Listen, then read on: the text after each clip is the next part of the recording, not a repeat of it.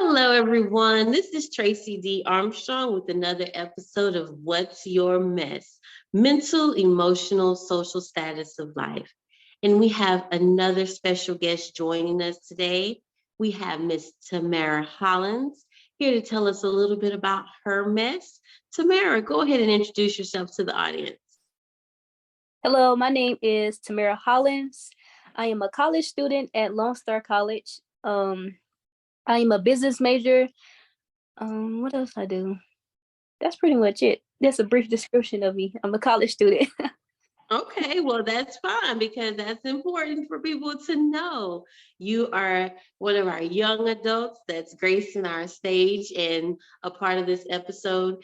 And it's important to know that because even as a young adult, we need to understand you all have messes that you all go through also. So let's tell the listeners a little bit about some of the messes that you may have gone through in life. um, I would say some of the messes that I have gone through in life is um hanging with the wrong crowd. Just trying to fit in, young me. Um, I feel like just hanging with the wrong crowd would get you into like bad situations that just don't end out right. So sometimes we just have to clean up our mess to figure out where we want to go in life and how can we become a better person for ourselves. So, yeah. Okay, I'm gonna dig deeper because this is what I do. Okay, so if you don't mind sharing, is there a particular situation where you hung out with the wrong crowd? Would you like to tell us about that? Um, I would say it could be also a crowd in relationships. I can give you a brief description on a relationship that like a year ago I went through. Um, I would say I was in a relationship and it was like a real like at the beginning. Let's start from the beginning to the end, okay? Because I'm like all over the place right now. Okay, so we started off as friends, like everybody. They start off as friends, good friends. So it was the ending of the school year where we like, okay, let's get into a relationship. Just not thinking, not knowing like he don't know me, I don't know him. All we know, we're just friends. We just don't know nothing about each other. We just friends. So so summertime come, the relationship got really deep, really, really deep. Like we was like this. Like we could like split. Like we couldn't go home. Like it was just like we had to be by each other's side. So the next stage was moving in together. Whoa. That's just like just like we both pushing it. Like we feel like we grown. We just got out of high school.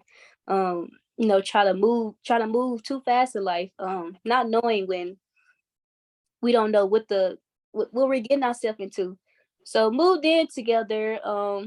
Like I said, we don't know each other. We only time we see each other is, you know, we'll be together. We don't know each other personality. He don't know mine, I don't know his. So we moved in together. And things were going good in the beginning. The first couple of 2 weeks, they were going good. Um, you know, and then like the third week, it was like, I don't even know you. So I'ma just like everything just went completely downhill. So it was a lot of arguments, toxic. As being young, it was abusive, domestic. I feel like I'm a part of DV, domestic violence, and I don't speak only because I overcame that, you know, stuff like that. So it was domestic violence involved. So yeah, so I would say that. Um, Okay, so let me ask, how old? So you had just gotten out of high school, y'all had been friends, you were dating. How long? Well, I'm gonna ask two questions. How long were you dating before you all decided to move in together? Not even that long. It was we like, oh, okay, we're friends. It's like when you feel like when you're friends, you feel like you already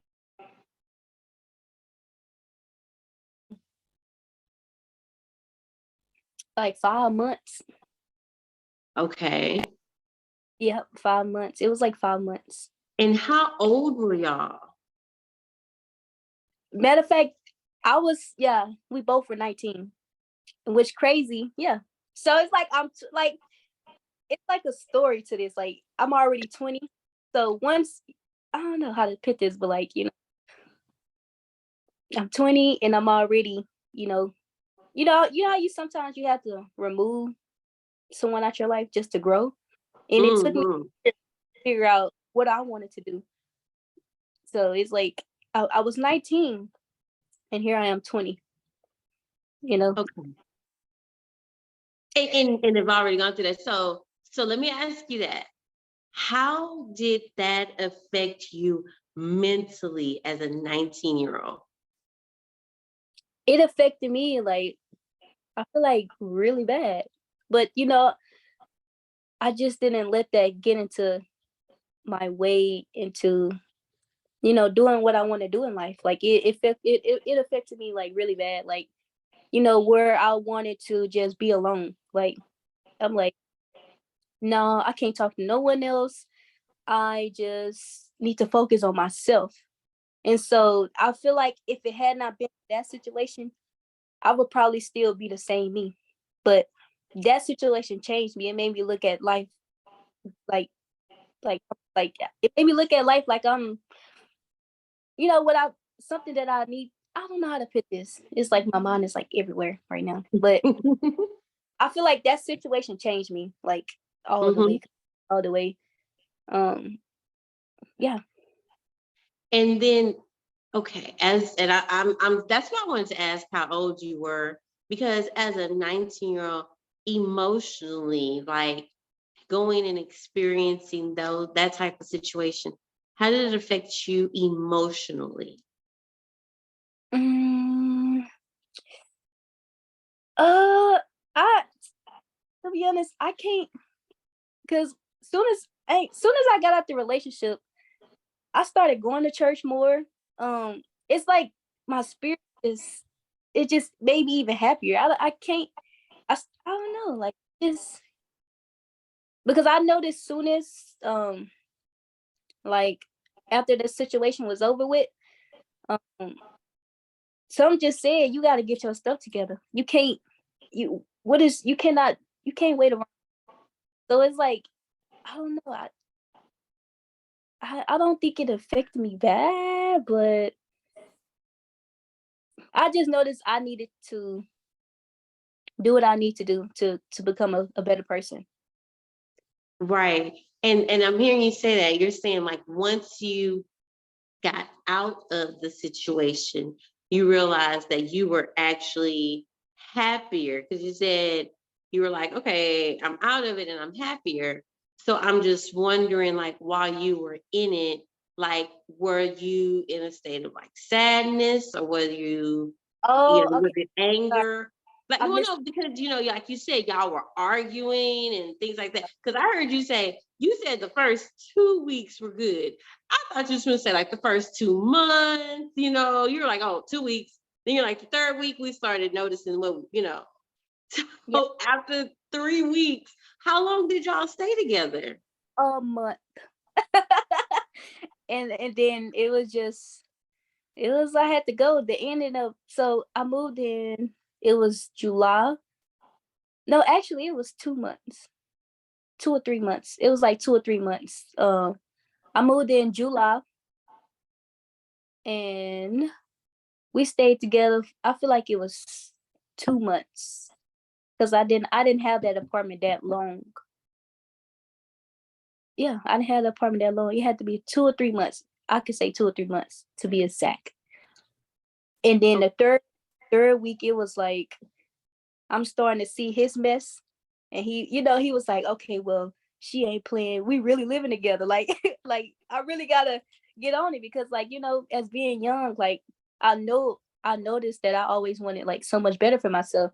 So me just going to school still, having to be in an apartment. It's crazy saying this that I really actually did this. It's just and working night shifts and then going to school. So it's like, and then it was like, I don't know, but how it like when I was in a relationship, like I just how like I feel like I was just I just feel like greater was still coming my way, but I just didn't know how to end the relationship. Like, you know, Mhm. Mhm. I don't know. While I was in a relationship, like I was just feeling like I don't know, like lonely because Mm. family I wasn't calling my family or anything. I was feeling lonely. I feel like, no one cared for me. So that's when I'm like still up my head, like you still have to do for yourself. You still have to get out here and get it. Like, I don't know. Like I still but I don't know. Like And that's what I was gonna I was gonna ask you that next. I was gonna ask you about how did it affect you socially? Because I know a lot of times when people, not just young people, but even older people, when they mhm. get into relationships, it affects them, their social circle. So, like you said, you were in school, you were working part time, you were in a relationship, and you felt lonely, but yet you were in a relationship and you didn't feel like you had any family. What about friends or anything like that socially? No friends. Like I have no friends like that I can actually call on and be like, "Hey, I need your help at this time." Or it was just me. Like it was just me and that person that I was with. It was just, Mm, I don't know. I can say that I have a strong mind. Like I just, I don't know. okay. So And because I can see you thinking back, because you're like, man, like, and yeah, you're like, as I'm saying this, you're like, I'm saying this, and I'm thinking, oh my gosh, like I really did that, like for real. like and it's and that's how it is. Like when you start talking about stuff, and then you think back, you're like, man, I really did that. Like, golly, then you're like, what was I thinking? so Is that how you're feeling right now? it's crazy. Like just talking about the stuff. Like it took me like a year to actually, uh, say this is, to for everything to fall in line for me. Like like Mm-hmm. so it's just like it's crazy. Like thinking back, like I really did that. Wow, you were so young. Like I know I be trying to like tell like other people, that's my age. And some of them just look at me funny. And I was the same way when, of course, when older people trying to tell me, don't do this, don't do that. And I'm here being young, trying to tell someone else like around my age, don't do this. So it's like I understand that feeling. Like you have to go through it to actually know, you know. So, Mm. so it's like the crazy old young me. So But it's that experience. That experience teaches you kind of like what to do and what not to do. But you're trying to help others prevent having to go through those situations because you're like, hey, been there, done that. Let me tell you, it ain't fun. yeah, they don't So, want to. and what would you tell? And that's what I'm going to ask you next. What would you tell someone who may be going through the same type of mess, either hanging out with the wrong crowd or being in a relationship that you said it got toxic? What words would you tell someone to help them come out of their mess? I would say know your partner. Don't just hop into a relationship just because you want to be in a relationship. Um, you know, being young for me, like being young, it was just the experience, just having that just want to be in a relationship experience. But I would always say know your person, know who you dealing with. So people would just hop into situations they don't know nothing about. So it's good to just know your partner.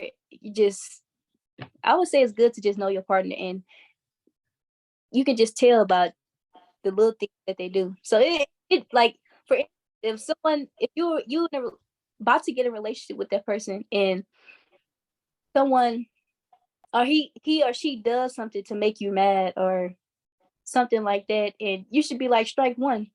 You don't roll with that. So it's like, why hop into the relationship? Let things be. I mean, everyone is not perfect, so it's like you just have to know your partner before you just hop into a relationship. I would say that know who you getting in a relationship with, if that makes sense. Mhm. Makes a lot of sense. It makes a lot of sense. And so I want to go back because I didn't ask you this. How, because you said y'all were there and y'all lived together 2, 3 months.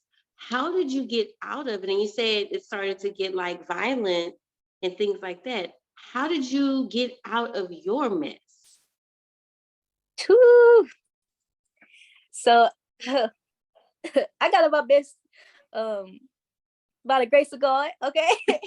But how the mess ended was um like I say, this goes back to knowing your partner. Um like it'll be one thing about me, like I say, it goes back to knowing your partner. It just became one day I woke up. um Dang, I'm really thinking back. Like one day, okay, so I woke up and I guess we was on two different pages. And I guess that he asked the question saying, "Do you want to be with me?" And I was like, "Why you asking me that?" And I'm, instead of, cleaning, it's Sunday. I remember it's Sunday. So he calls his aunt and was like, aunt, come get me because this B word doesn't wants to be with me. And so I'm like, okay. Just already, waking up, starting mess. So I remember that he packed his stuff. And I'm like, okay, I'm already it's a lot of stuff going on. So I went and helped him pack, move this stuff to the front of the door. And so I don't know. I guess he was already trying to trying to attack me or something. I don't know. So he goes and get my laptop and throws it on the floor just because I, touched this thing. Um, and so after that, I was like, why would you do that? Like, he wanted to start an argument with me. I felt it in my spirit. I was like, he wanted to start an argument with me, but I couldn't. So he goes to get my laptop and goes and break it, like completely break it. And so I was like, why would you do that? Why would you do that? We just arguing. So he, I'm in my face, woot woot. And so he goes and take the first lick and I guess passes out. Um, all I remember is just blacking out. And so I woke up, ambulance. It was ambulance everywhere. He said that I fell, and it's been a while, so that's why I'm like trying to like rethink the situation. So like say I fell. I heard him say I fell, but I remember him knocking me out completely. Like I'm like, what? So the ambulance get there, they was asking like, did she take any drug? Just asking questions like, stuff like that. So he was lying saying I slipped on the tub and I got knocked out. Um, well, I guess I blacked out. That's what he said. And then so on the way to the hospital, I'm asking them like, what did he tell y'all? Did he, he said, I guess like I said, he told them that I got knocked out or something like that. I mean, I got knocked out, but I fell and I Mhm. blacked out. So it's that's how I knew everything was about to end. So after I got to the hospital, um, the nurse I had like the nurse gave me like some, I guess the eye something, Mhm. and you know, I guess they was just checking me, examining me, make sure everything was okay. So me, I'm so worried. I'm like, what about my apartment? What about in my apartment? Like, just worried. So they released me and let me go back to the apartment. So when I got back, my family was saying like, pack your stuff, pack your stuff, you leaving, like get your stuff, let's go. So while I'm packing my stuff, he walks in with his aunt, and like, my family coming to him, they, just it's a lot going on, and I'm so confused, like what, like, I'm the one, y'all should be checking on me. I'm the one went to the hospital. So he after I got my stuff and left, I got home, got a phone call saying my apartment was burnt down. So yeah, so that everything. That's why I say I lost like a lot of my stuff, a lot of my stuff. Um, that's how it ended, and so it was like, yeah, it's time to get up, it's time to go. So I had to get everything back. Yeah. So that was really it. That's how it ended. So wait a minute. Okay. He burnt down the apartment, or did Yep. he set the apartment on fire? Hmm. And Yep. that was Because proven. Go ahead. I'm in shock over here. Okay, if you can't see me, I'm in shock. so the ring I guess the next door neighbor had a ring doorbell camera, caught all the footage of him running out the house and then lying saying he didn't do it. So I guess that was him trying to get to me, saying, you know, he always, what was crazy is I think I moved too fast in this. Like, it was some stuff before, because one night we was arguing again. He told me, he poured lighter fluid on me saying, I will burn you up. And flickering with the, the lighter, saying, I'll burn you up. So what made him get that, you know, the idea of not doing it is, I was like, the consequence of you doing this, what's gonna happen to you. So I guess Mhm, that it reset his mind back to normal. mhm. So how I knew, it had to be him was because, he always kept lighter fluid. We don't barbecue.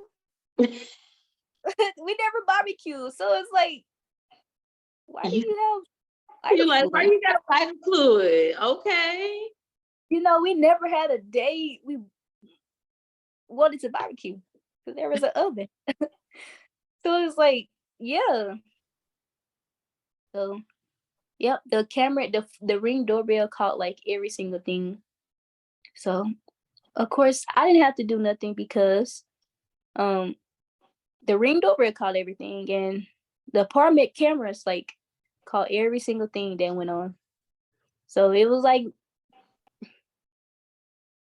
yeah. Wow. Wow. Okay. And most definitely that goes back to knowing who you're dealing with, which is exactly what you said. Man, Tamara. Wow. Wow. And it's amazing because I asked you, I said, how'd you overcome and come out of your mess? And the first thing you said was by the grace of God. And I'm like, yeah, most definitely by the grace of God. And so after that, Hmm. after that, so y'all moved out, y'all went y'all separate ways and things like that. um how did you kind of like get back on track mentally, emotionally, socially, to get to where you are now, where you're doing good, you're doing better, you're hanging with the right people now? Tell the listeners a little bit about how you're able to get to where you are now. I would say was one thing I stayed committed to was going to church. Um, for some reason that just make me feel so good. Like, it just feel like a relief. And also like going to the gym. That's also another relief. And the people at school encourage me. Like they don't even know me, but they continue to encourage me to be the better version of me. So that's how I was able to say, Tamara, you got to get your stuff together, because I was involved in so much at school, and I could not let them down or myself down. So it was more like I had to do what was best for me. I had to focus on me. So the more I continue to focus on myself, the more I continue to grow. And I could say mainly the people at school, like the people that who I'm surrounded with, they really helped me to push me to grow. Like if it had not been for them, like I don't know. Because mind you, while I had the apartment, I was still in school. Mm-hmm. So it was I could say the people at school pushed me to be the better version of myself. Okay. That is awesome. And so I know that like at school, because you just said the people at school, what's one of the things that you do? Tell the listeners some of the things that you do at school now, as far as with Lone Star. I know you were selected to be a representative, right? So what do Mhm. you do with that? Tell us about that.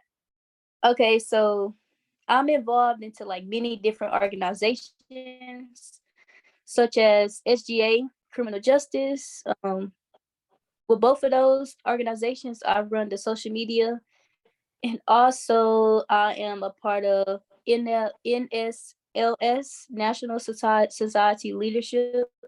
Um, what else? I'm involved into like a lot, and I also do social media for Lone Star, like TikTok, just to promote different things on the page. What else I do? That's it. And I also got picked to travel, with the school. Um, so I guess yeah. You okay? And I think that you think that that's not a lie. You're like, yeah, I do this, and yeah, I do that. Oh yeah, I do that too. Oh yeah, I go and I travel with the school, and yeah, I go and I speak at other colleges. Yeah, that's it. I want you to understand something that is amazing, darling. And you need to realize that everybody don't do that. You say you're 20 right now, and there's people who are still in that type of situation that you were in. And I want you to know that your story is going to encourage someone to be able to come out and to be able to step up and do some of the things that you're doing with your school and your education. And so I'm very proud of you, also proud of you for doing the things that you're doing. And I want you to keep it up, okay? Okay. And so, what would be your last words of encouragement for our listeners out there? I would say mainly, like again, just focus on yourself and do what you can to get closer to your goals. Let all the distraction, let the distraction like just tune that out and start tuning in what you need to be tuning in, like positive things, good things, and something that could just keep you going onto the good path. So yeah, I would say that's Awesome. Well, that is awesome. Yes. Focus on yourself and the positive things and the things that's going to keep you going on your path. Those are amazing words to end on. And as we wrap up today, I would like to leave you all with a famous quote. The quote says, if you want to stay sad, live in the past. If you want to be anxious and worried, think about the future. But if you want to be happy, think about the present and be grateful for the things that you have today. Again, this is Tracy D. Armstrong with What's Your Mess. Have a good day, y'all.